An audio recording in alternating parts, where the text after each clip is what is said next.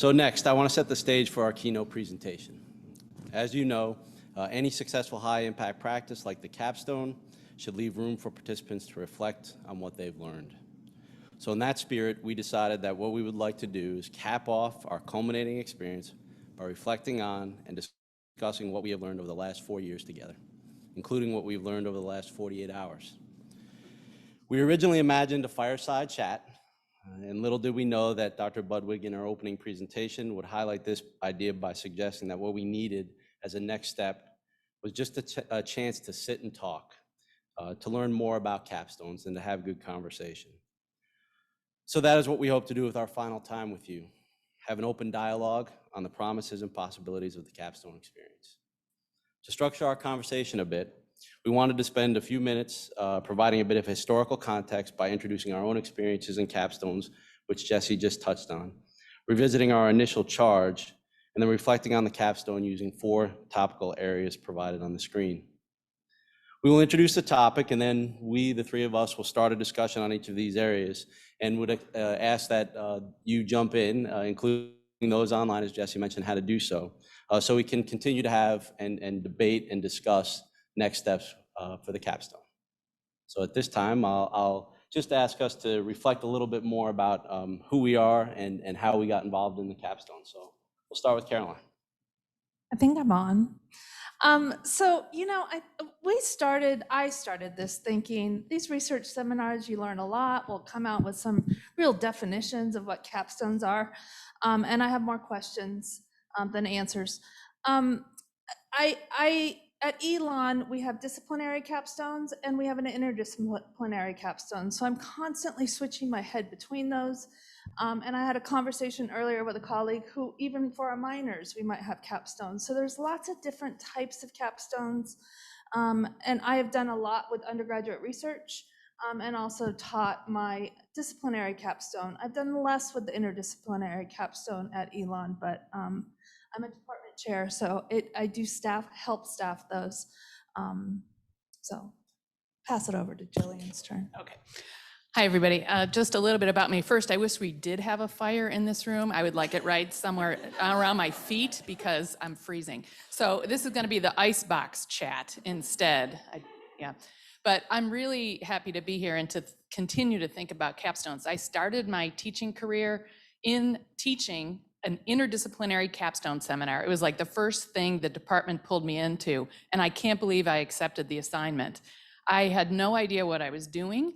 And I was supervising and working with students in a year-long independent research project that culminated in a very serious symposium presentation, and where we brought in external reviewers and they gave students feedback. It was a wonderful experience, but I can't believe that I was thrown into that. I mean, it was definitely hazing by my colleagues in that department. But since that time, I've gone on to really think about what capstone should mean for students and brought in some other dimensions that weren't part of that original experience, including the transition that students were making to beyond the comforts of our wonderful college experience. What were they going to do next? How are they going to translate their capstone experience into their next phase of graduate school or the world of work? I started to be really concerned about those dimensions of the experience.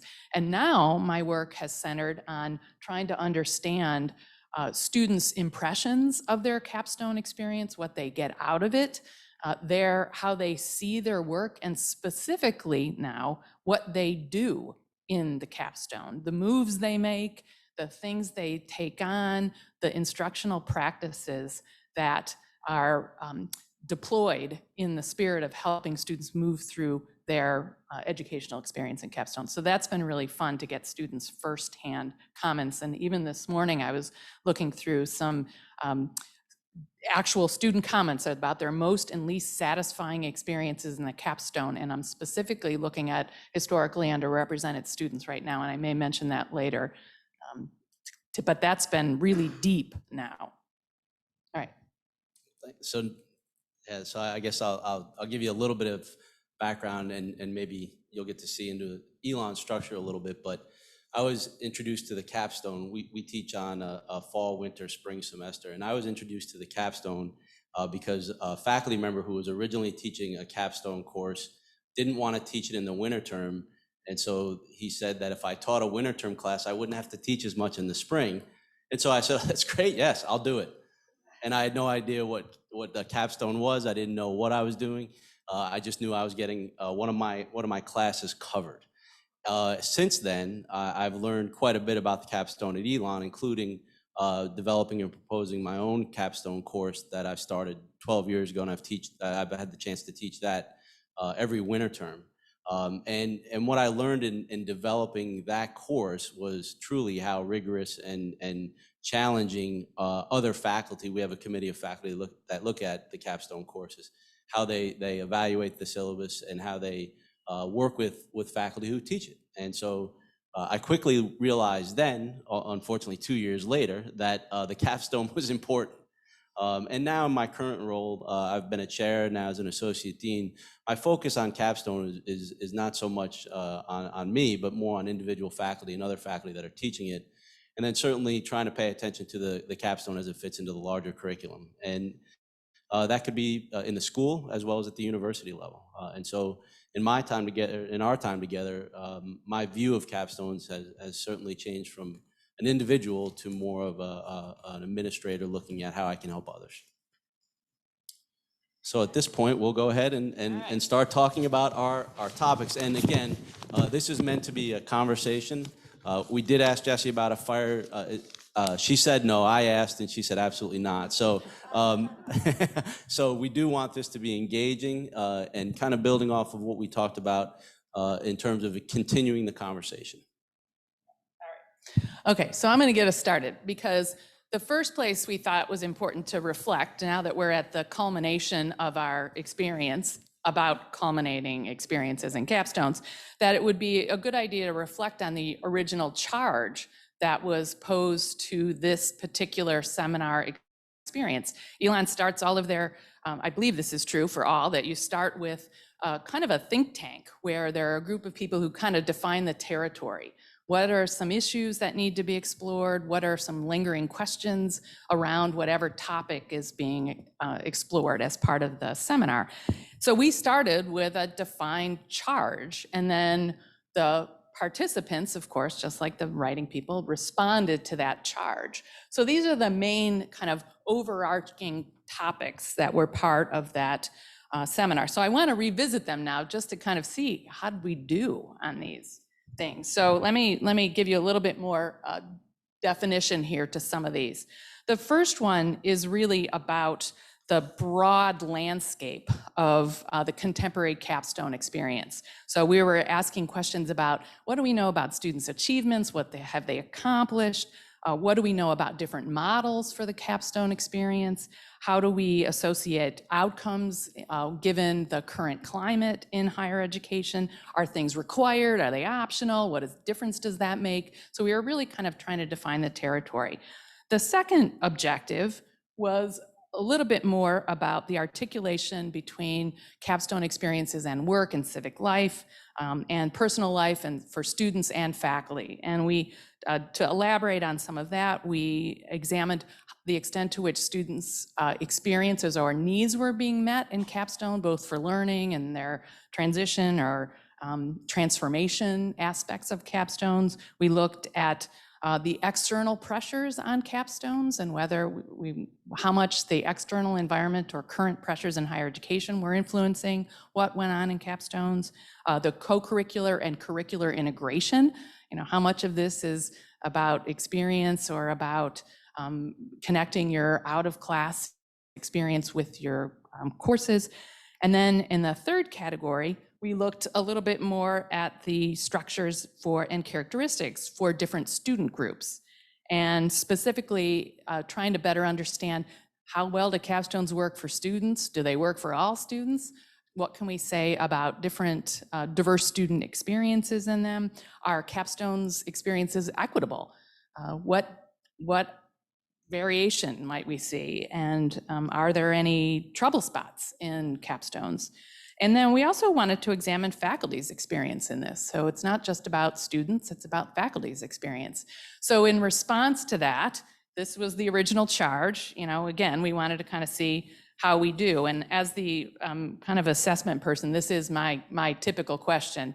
So what did we learn? How did we do? How, where are we with all this? So that is the question. And this is by no means scientific. I'm going to give you a little bit of a sense of our progress around these dimensions.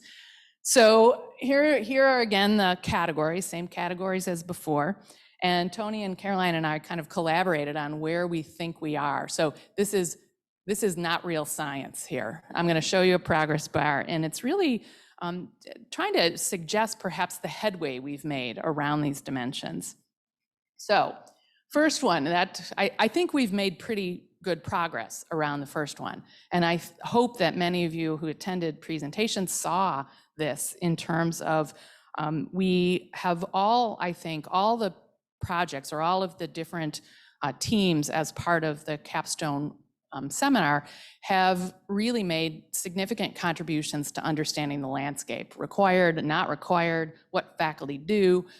I think this is probably where we've made the most significant progress. And just to fill out the rest of the chart, there's where we still have to go on this dimension. But I think there's been a lot of good definitional work around this. The next one about this work around civic outcomes and goals, I think we made good progress, but perhaps a little bit less because it could be because of the international focus that it got a lot really diffuse, that we were dealing with lots of different external pressures, and we're trying to respond to what was happening in Australia, what was influencing what was happening in England around the Capstone experience and the purpose of that. So we have a little bit more work to do. So for those of you who are thinking about work to take up, there might be some opportunities here. And then the last one around, I think, some really interesting work that happened around student identities and faculty identities. In this work, there's been some significant, I think, really important contributions around this last dimension that were not explored at all. Like, this was the wide open territory when we laid out this charge. And I think we've made some real progress. The work is still not, there's still lots of opportunity around this. So I don't mean to suggest by the progress bar that we've solved this problem or this issue or that we've addressed everything there is to address, but I think there's really been a significant contribution in that. And then still room to go.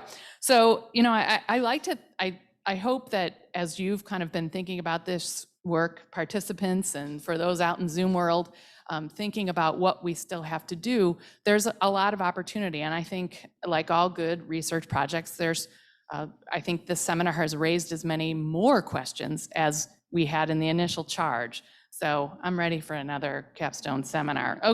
Okay, all right, so with that, Caroline. Take us to the next slide. All right, I got everything. We're all juggling too many pieces here. You can forward the slide.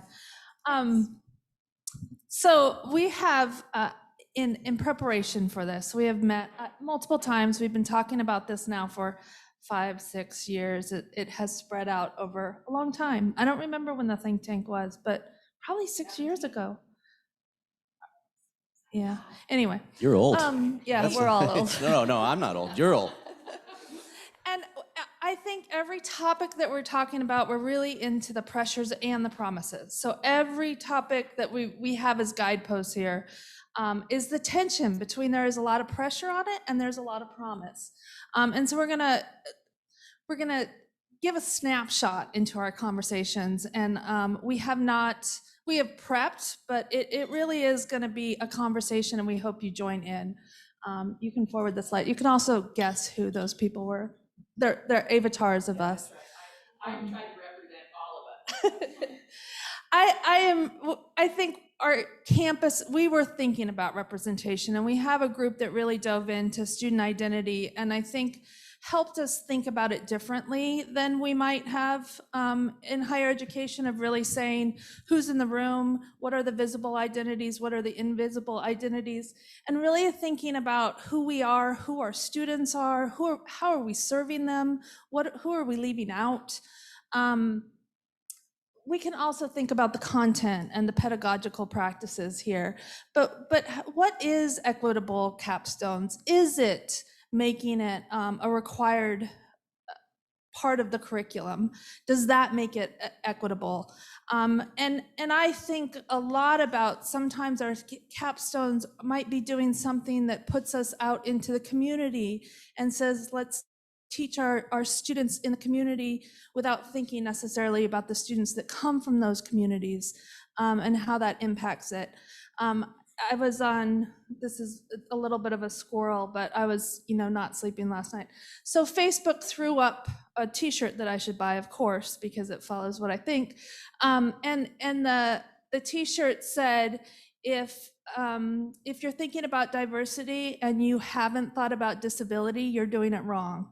And so as we think about diversity, this is an ongoing thing, and our institutions have really been thinking most recently about our students and faculty of color, but there are so many identities that play in here, and my identity interacts with my students' identity, and that changes every semester and week by week. I'm also really thinking, after Dr. Jones's talk last night, and I've been doing a lot of work with belonging and welcoming, what does that mean? What does that mean for the climates we create in our classrooms? And if I'm walking out feeling good about a semester, are my students walking out feeling good as well? So I think that I've set up a lot here, but that's where I'm thinking right now about this representation in the capstones. What are we doing? What does this look like? Who are we serving? And so I'll pass it over to you. Yeah, I want to react to Caroline's mention of kind of required experiences. So for me, if we're going to require experiences like capstones, and in the popularity of high impact practices, there are a lot more institutions kind of saying, hey, we can line up all these things that are high impact and require them, and that's a way to guarantee that they happen for all students. But if we're going to require them, we better be really thoughtful about representation and equity in those. So in some ways, the move to require is not just about making them available and accessible to students. It's about making sure that those experiences are quality experiences and that they meet the needs of who we're teaching in higher education right now. And I think, to me, this representation is probably the most important dimension of our capstone work moving forward, both in terms of faculty experience and students. And before you go, I should give credit to this beautiful figure. This is our colleague, Mary Jo Fessel, who has been at Elon a long time, and she has been in multiple contexts to help our campus think about this in the higher education community. So thank you, Mary Jo. Yeah, I guess when I think of representation, I do think of the conversation around required capstones. And what I've come to the conclusion is, and it changes by the minute, but having it required is at least a good first step, right? And so to build off of your point, I think we need to look at institutions who aren't at least discussing this as an opportunity to require the quickest way to get students involved, for better or worse, is still to put it in front of them, to make them do it in some ways. But I understand and appreciate that is a very, very low bar in the first step on this. The second part of this, which kind of goes back to our graph here, is the idea of what we teach. And so when I think of requirements and representation, a lot of times internships capstone can take the form of an internship. And in my world, that's certainly been something that we've paid close attention to.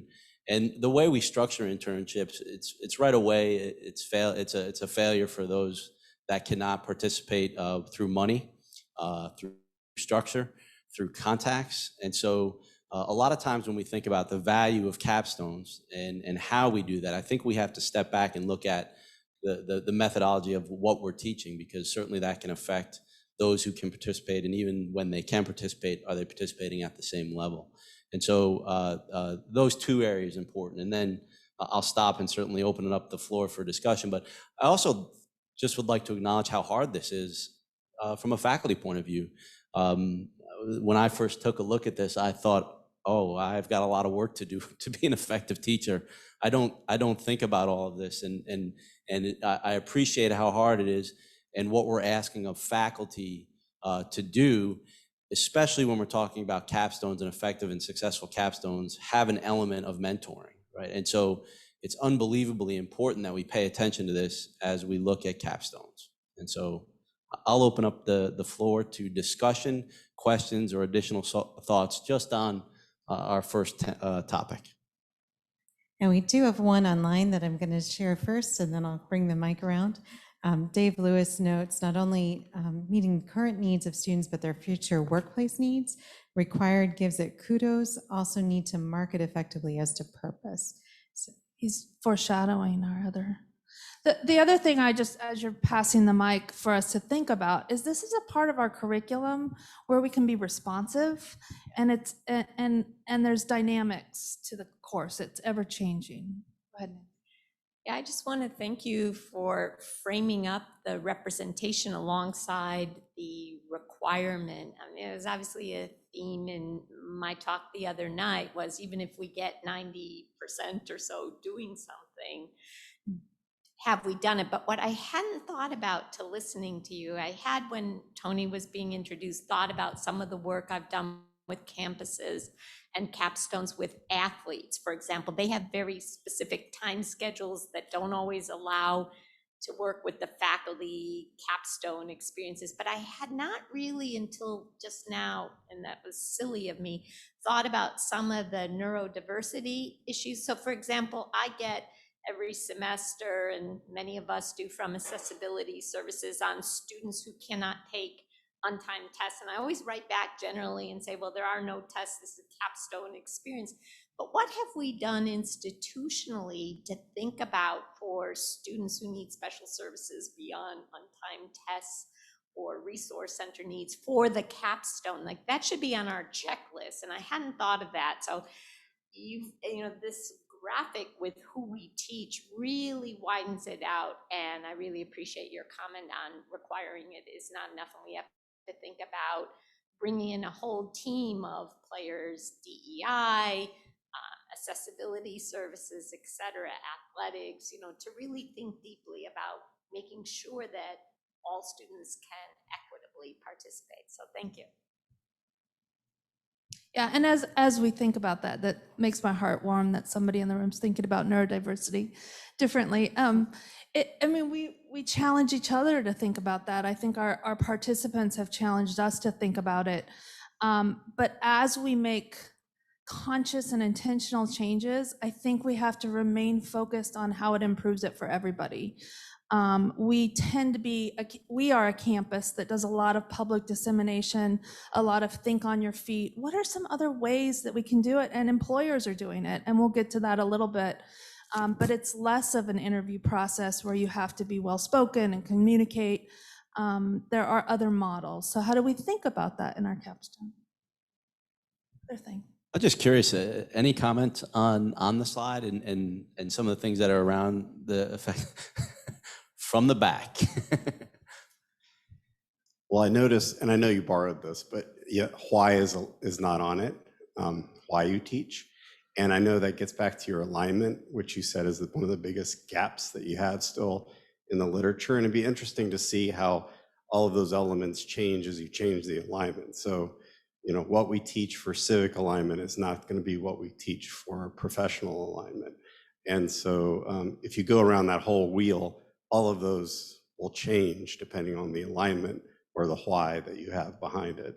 And I think it's, I agree with your first slide, that's a huge gap that needs to be closed in the discussion, because otherwise people are making a lot of assumptions of why we are asking students to do this.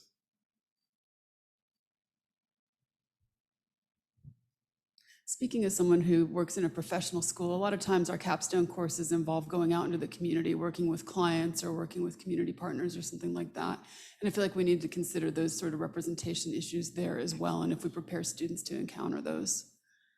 I'm so glad you said that. I was thinking, or I watched Mariah, one of our participants, talked about her capstone experiences at Portland State. She did a little video interview, and I watched it, and her capstones are very much about community partners. So she's very concerned about that the reciprocity and how people come to understand community. And I think every dimension of the capstone needs to be considered around this representation dimension.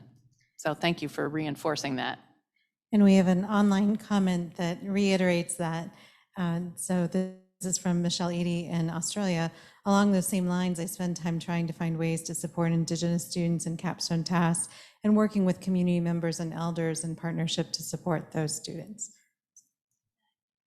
So we might, if there's some of these questions you're starting to bring up, I think are also bringing up our next topic. So we might, in consideration of time, move forward a little. This is, we're trying to conduct this. My vision of this whole session was in segments, sort of like The View. And I've never watched The View, but so I'm imagining what that's like. And although on the plane coming over, I saw about 15 minutes of an episode, just so I could get my sense of how Whoopi Goldberg would handle this. But it was pretty legit. They had Neil deGrasse Tyson on, and it was a really serious conversation about, unfortunately, it was about UFOs. But anyway, so our next segment in The View, or our next topic of conversation, is actually about capstone outcomes and processes. And for me, this one is probably the second most important. I think this representation, there is probably an order to this, to our segments here. Representation being probably the most important, or the one that we feel has the most promise and pressure associated with it. This one, to me, is next. I probably asserted my interest in outcomes and processes a little bit more on this one, because I think it's critically important. And just as an illustration, this is we're all consumed, or we even saw in a previous session about the use of taxonomies and how much more developed we've become in thinking about outcomes around lots of things, and capstones are no exception. And this is a rubric that WASC, the Western Association for Schools in California and Hawaii, developed to assess capstones as a program outcome. So if we were to use capstones for program level assessment, what might it look like? So this is, I didn't mean this to be like a lesson or learn, but it's just an illustration of this emphasis both on the outcomes associated with capstones, and then how programs can use it to assess the quality of the educational experience in the program. So we've got this really nice layered approach to understanding the role of capstones, that they serve as a really important time to bring together outcomes that we want all students to achieve, but then also we can use it as an opportunity to assess what programs are achieving. So I think there's a lot of work, and my conclusion is we've become a lot better at doing this work. So as I reflect on where we are with capstone work, I think this is a site for significant improvements over the last probably 8 years even. So that's a nice, I think, development and a lot of promise then for what it continues to offer. But the work that I've been doing has been a little bit more focused on trying to better understand, again, how do students see the outcomes? What outcomes are they identifying as part of the experience, and how clear are we about students' experience? And I think we saw that in a number of the capstone experience groups themselves. They also were curious, and some, like one of our groups, is really interested in how, again, diverse students and social identities are represented in capstone experiences. So this has been, I think, one that we're digging deeper into the practice and understanding capstone experience. And I'm just throwing up a few things that we're doing right now. 2 projects. One is the HIP Quality and Equity Project, where we were studying how students react to the quality dimensions in capstones, what they think, how much exposure they felt they were getting to the quality dimensions. And now, as I indicated in my introduction, we're getting at their open-ended comments about their experience. What do they see as most and least satisfying in their in this case, capstone experience? So I think there's a lot more that's really being examined in this, and I'm grateful for that. Just to give you a little tidbit here, a little content around this, students in capstones, what we found, they're getting more of this and at higher quality, these quality dimensions. So I know Morgan's group used the quality dimensions that Koo and O'Donnell have defined as part of their work. And we know we have lots of evidence now from hundreds of thousands of students to indicate that they are experiencing high expectations in capstones. They have that exposure and experience with a public demonstration of competence, so that's a wonderful confidence booster. They're getting feedback. They are have opportunities for structured reflection. But the other side of this, there's still more improvement that can be gained or done around this relating to the first topic, engagement with difference. So as a topic in capstones, that's a place, that is an issue, a dimension of the quality of the experience that's not getting as much attention in capstone work overall. So again, connecting to the first topic, this is really important. How are we helping students engage with difference as an important outcome? The other one on here, I'll just mention, interaction with peers and faculty is less in capstone, and I wondered about that. Is it too much of an individual experience that we're featuring and students are just not having as much interaction or sharing? And how might we think about that dimension, and whether we want to leave students with presumably their last experience in college being one that's a little more individualized or focused on personal accomplishment. So I think there's a lot, my interest is in understanding outcomes, but the processes that we enact, what students are learning is affected by how they learn it. And that's really important. We can't study outcomes without studying the processes that get us to those outcomes that are associated with those outcomes. So I think there's a lot more around this, and I was going to just focus your attention on the outcomes. This is a long list of outcomes that we lay out for students, and I hope you see the outcomes that you've been thinking about. And I wonder, anybody see an outcome up here that you think is really important for capstones? Like if I forced you to pick one on here, what would you choose? Shout out anything. What are you interested in? Yeah, Writing There's a lot clearly- of squinting out there. yeah, I know. just to Sorry. Note Yeah, it in the okay. room. There are a lot about one thing you might reflect on is we're piling a lot onto a capstone experience. Okay. Yes, we're going to all acknowledge that. Yeah. Anybody have a favorite?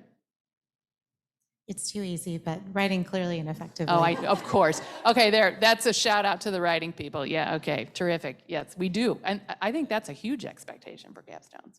I think it brings up a good point of the amount of work that we put into the capstone, what we ask students to achieve, and then what we think is a successful capstone. Do we have to do all of this to have success? And clearly the answer is it has to be no. And so what I think about, building off of what you were saying, is trying to simplify. Like, how can we simplify some of this so our students get what they need to have as they move forward, and keeping in some of the spirit of previous group that spoke today, keeping faculty in mind, right? Faculty need to make sure that they can help the student achieve some of the things that we're talking about here. The other thing I just want to highlight is that a lot of times our capstones are stacked on other hips. So what is different? Where are the differences, and how are we articulating it to students? We have a, Oh yeah, wait, Jesse has a microphone for you. I project really well. So I was just thinking about the previous slide, right? So could we do this more effectively and efficiently if we were doing more of that collaborative work, right? And would that help impact the faculty effectiveness at teaching these things? If we're preparing them for after graduation, it is collaborative. It's a lot less individualized. So I just think that's something to keep in mind as we're reimagining capstones. we also have one online and a few more in the room. From online, very quickly, Dave Lewis says the outcomes are missing the global graduate. Oh yeah. Okay, add one more to the list. All right, thanks. I appreciate this slide because I am going to return to Pennsylvania today and update the learning outcome for my capstone by combining 3 of them into one sentence. Okay, we'll allow it. Yeah. Yes, I feel it. So K, J, and H, developing or clarifying a personal code of values and ethics while working effectively with others solving complex real-world problems. Okay, that's very nice. Oh, I like this. I didn't think about it as sort of an anagram kind of exercise. Put Just these came up sentences with together. a new example for my class, so Very thank you. nice. Thanks. This is fascinating since we have the experts and assessment people there. I get confused about this when we're assessing capstones on, for example, writing clearly and effectively, which seems valuable. But are we really assessing the capstone, or are we assessing this whole student's experience, right? So they, in my department, they get to the capstone experience, they can't write a great paper. That's not necessarily the professor who's teaching the capstone's fault. That's 4 years of the department's fault. And so how do we, is it valuable to try to tease those apart? Or how can we think more productively than my really simple? So I'll just jump. You mentioned the faculty member teaching, and I know you'll answer this with assessment. So you're ready to go, Okay, but I'll be ready to correct you, Tony, I'm holding it after back here. this. Hang on a second. Correcting me. That's been the last 4 years. This is why I'm in the middle. They turned my microphone off. They both have switches. I think one of the things that I think about is the faculty member who's put in that spot, right? That now, whether we're looking at rigor or just the ability of a student, I don't know that we talk enough about what the culminating experience looks like when a student is not doing well and what that type of tension creates for the student and the faculty.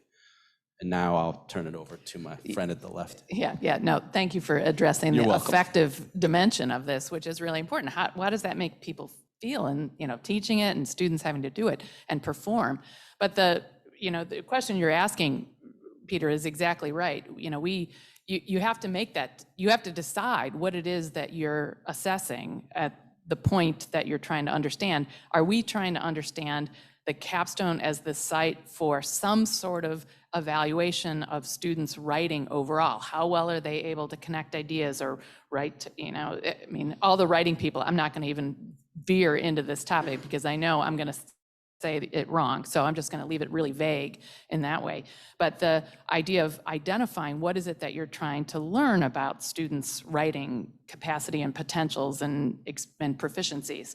And then I think you can still look at the capstone itself as what did it contribute to students' experiences in writing clearly and effectively. And I think you could get at that. Students might say, that the community-based assignment that they are doing has made them much better communicators in terms of their ability to express ideas to a different public audience.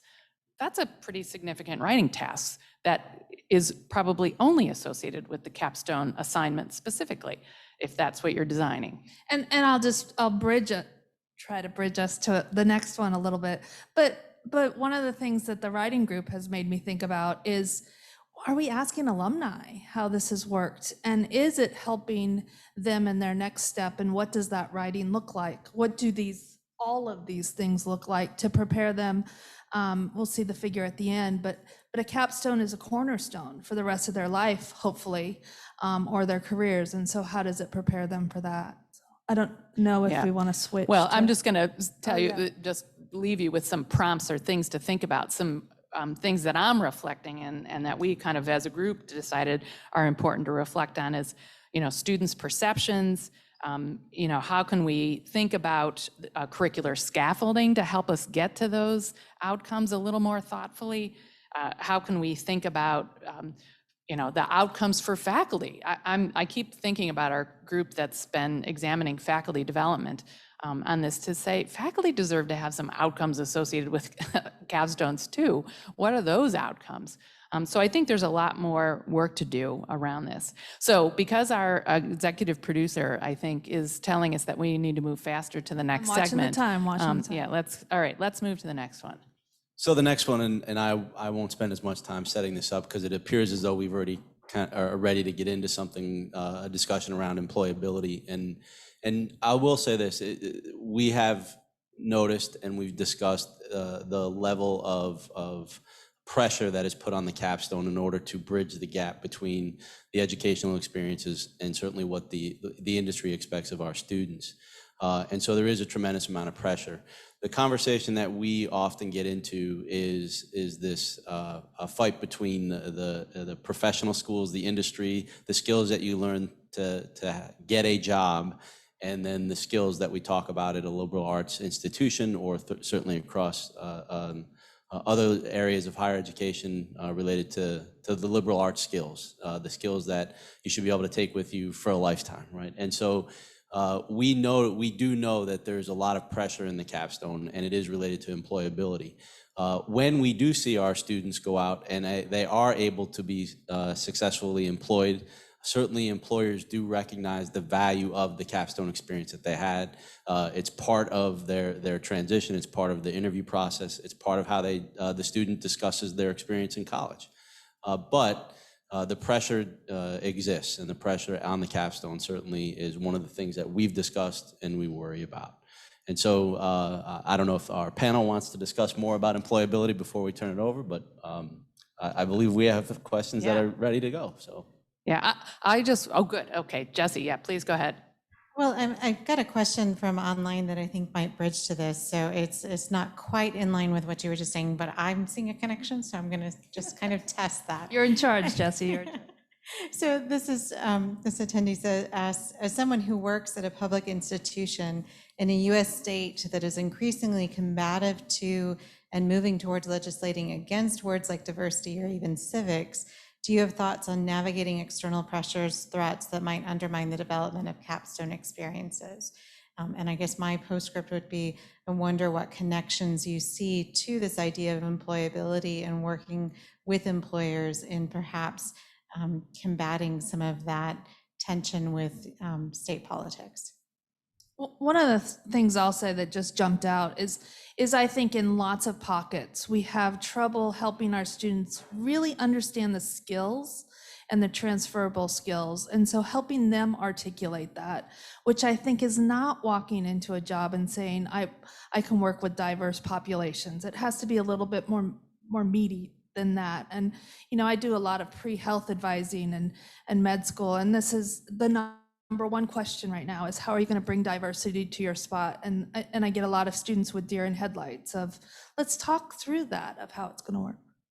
Yeah, I'll just add that I think we could probably take advantage of alums too, who are recent graduates who might have that same experience that, oh God, this is what I really had to do when I got to my workplace or to graduate school or whatever it is. And I was not as prepared as I would have liked to be. So I think the employer interest in this topic and alums and recent graduates. The other place I think I would pull in is career services. And what are they? These people are experts in this too. They hear from employers, they bridge the employer and program dimension. And I don't know if we bring them in enough to say, how well are our students doing? And are they prepared for what employers expect? And could we do better as a program to make sure that that was in place? And again, I'm putting a lot in the capstone, but I see it as really an important place to be more explicit about what students should be leaving with in order to move on to their next experience. And I'll just add to a reminder, faculty also have to be a part of that conversation. So again, I guess it goes back to a little bit more pressure, but faculty have to stay current in the industry, and it could be a simple change or it could be something very complicated. But when we're asking faculty to teach a capstone that is supposed to bridge the gap, faculty obviously have to be a part of that bridge. And in some ways, I think we underestimate how time intensive that is for faculty to stay current, especially in a mentoring role. And so, valid question, certainly.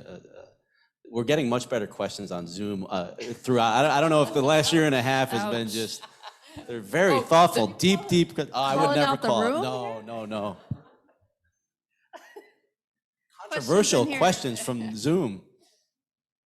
Well, and we don't have more questions there at the moment, but just a couple comments that have popped up. One, again, from Dave Lewis, who's in the UK, suggesting that capstones themselves can help make that connection as capstone working to a client, like an industry briefs. Yes.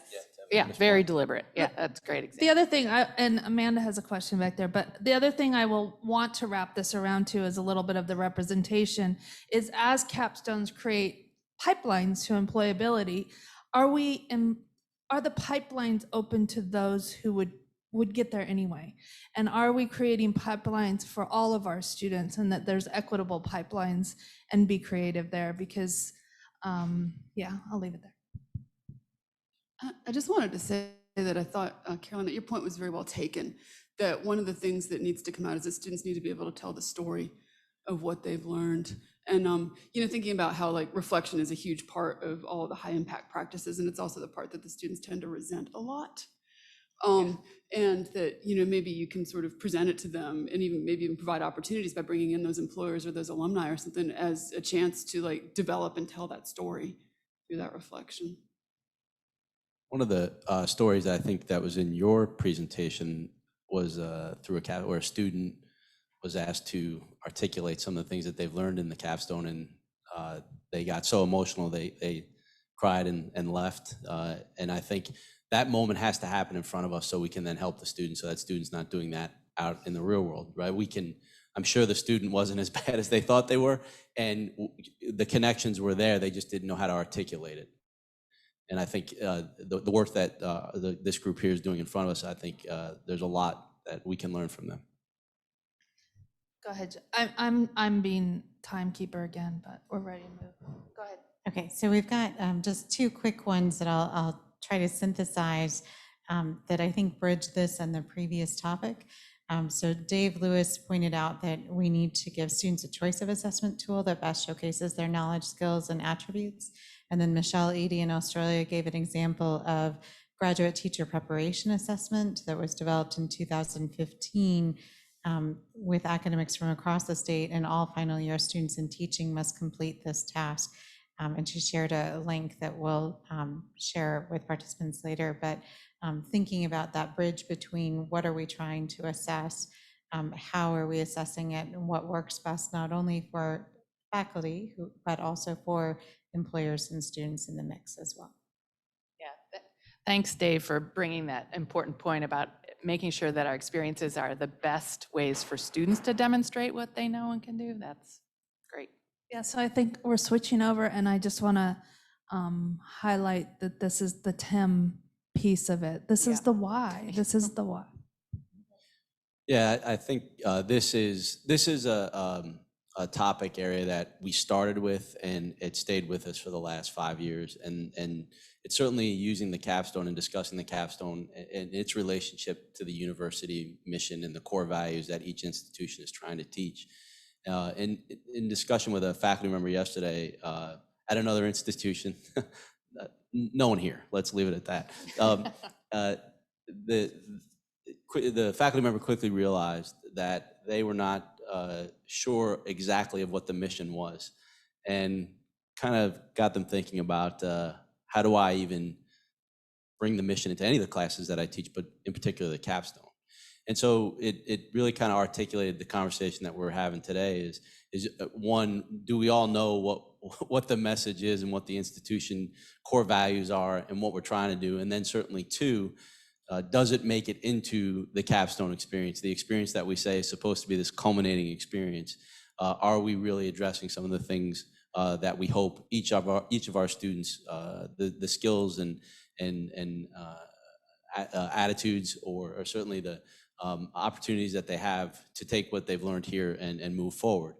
I think, again, it goes back to the promises. If this can be done, think about how it helps the student. Certainly it brings the faculty in terms of taking ownership of their own profession and how they help their own institution, and then how it helps society, right? And so the promise of this happening is very important.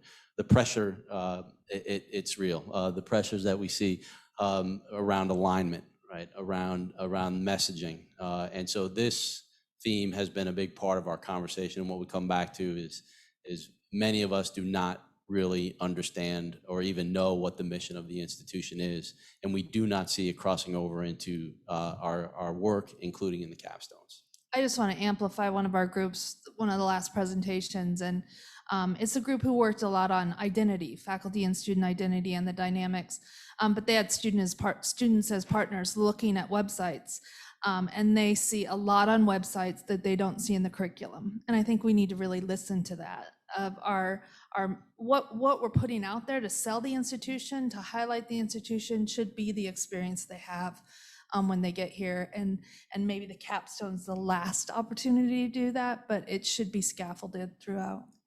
Yeah, for me, the keywords on this slide of articulate, align, and assure are three things to think about as you keep designing capstones. Is how well are we really emphasizing those dimensions in the design of the capstone experience? And for me, the capstone should really be kind of the last expression of the institutional mission. That's what it be. I was thinking about another one of our participants at Carroll at the University of Buffalo, where their capstone is the capping off the general education curriculum. And that's a nice instance of a very specific purpose, where you're really thoughtful about, okay, gen ed, it should add up to something, and we're gonna have it expressed in a capstone. And that's very intentional. I like that. They've been thoughtful about that. I want all places to be thoughtful about it in that way. So what do you all think? Do we have questions? We don't online. Do we have in the room? So I'm not sure I'll articulate this in a way that makes sense for others, but what pops into my head as you all bring to my mind mission alongside capstone is that so many of the schools that I've worked with and my own talk about lifelong learning. And so much of our talk about the capstone is demonstrating what students have learned in 4 years, and we're thinking again of capstone competencies and my notion of backpack skills that they have. And I'd like to encourage us to think about, I hadn't thought about, for lifelong learning, we need a practice to question as we go into new situations. And what are the kind of discursive questions that we should be asking across the lifespan, the practices that keep on coming up as we switch. Like we talk about employability, they'll have many jobs.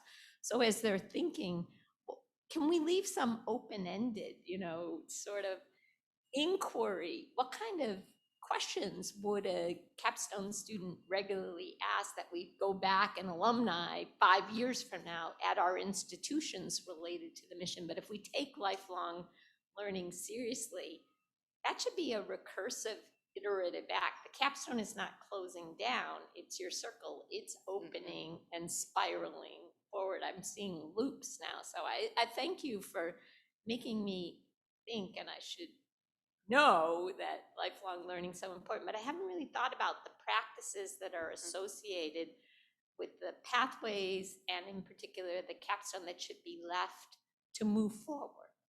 So thank you for that. Yeah, and I also think this is really important that we're not taking what one university does and plopping it in another.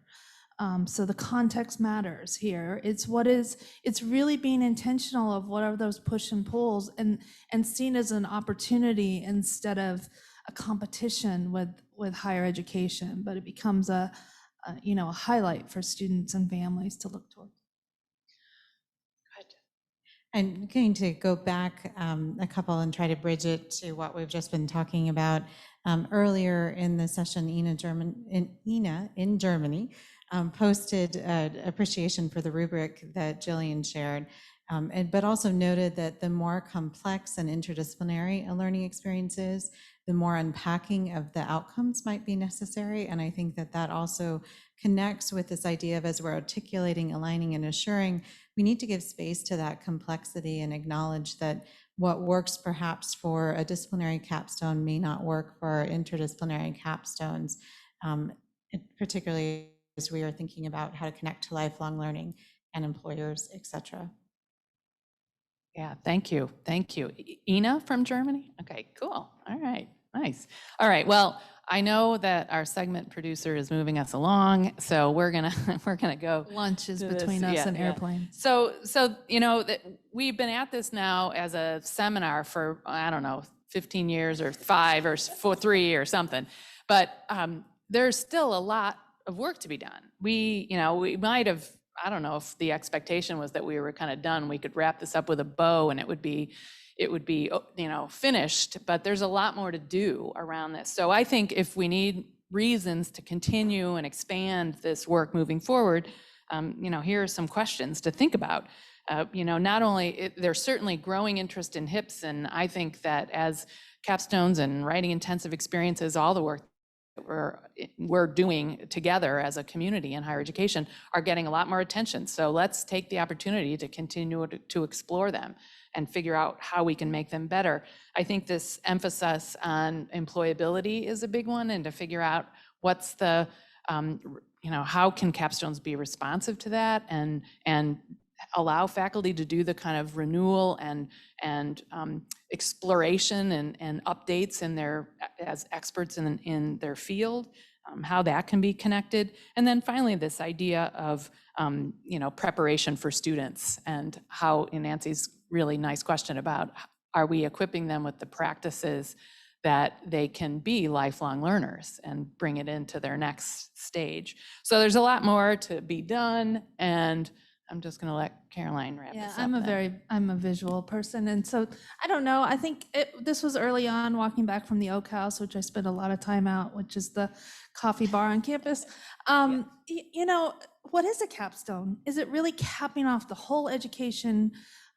Thinking about the keystone might be disciplinary, and all of this might be a cornerstone to lifelong learning. And I will say that I've thought about this for us. I think this seminar has served as a cornerstone for our careers, and I'll speak for myself, but my own professional development and what it's done for how I am as a leader, how I am as a teacher and a mentor and a scholar. But I do think of it as a cornerstone for us as I sort of look back. And I would also just like to articulate, I said it to a small group last night, but I enter these because I want to learn from the people I'm with, and I've learned as much from our participants or more than I know they've learned from me. And that's why these things are so cool. It's a pretty simple word, but there it is. They are cool. Well, we wanted to thank you for your time, and certainly for your participation and discussion.